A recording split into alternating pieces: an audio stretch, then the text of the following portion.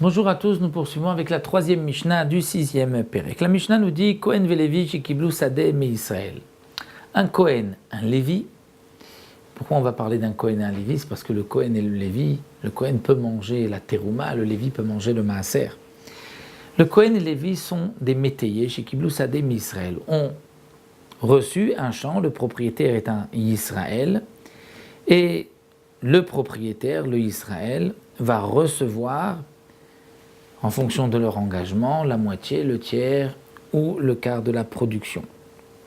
Eh bien, le Tana de la Mishnah dit Kshem shecholkim bachulin kacholkim bateruma. De la même manière que les propriétaires vont prendre leur part, on va dire un tiers de la récolte choulin, de laquelle on a déjà prélevé les trumot ou maasrot, eh bien, kacholkim bateruma. Ils prendront aussi de la terouma, c'est-à-dire le métayer était Kohen, le métayer était Lévi. On pourrait dire que le Kohen gardera la terouma et le Israël prendra donc la partie choulin et la terouma, il la laissera au Kohen qui est le métayer. Bien non, le Israël propriétaire a le droit de prendre la terouma ou le maaser de sa part et de donner à n'importe quel Kohen, à celui que lui voudra. Donc le Tana de la Mishnah nous parle donc du cas suivant. Le Kohen et le Lévi sont les métayers d'un champ d'un Israël. Bien, de la même manière que le propriétaire va prendre choulin, prendra une part de la terouma, et ce n'est pas évident d'office que le Kohen et le Lévi métayers vont regarder la terouma ou les maasrot. Rabbi Eliezer Omer, afa maasrot shelaim. Rabbi Eliezer dit non.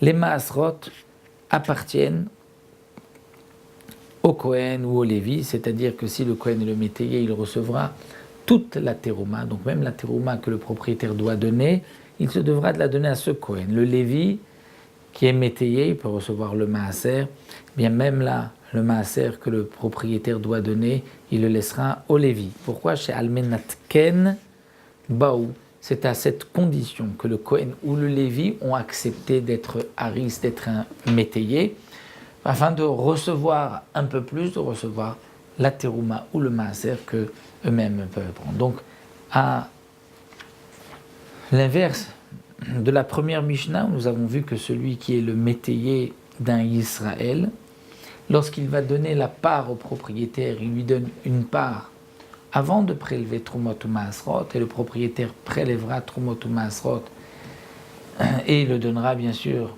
à celui qu'il voudra.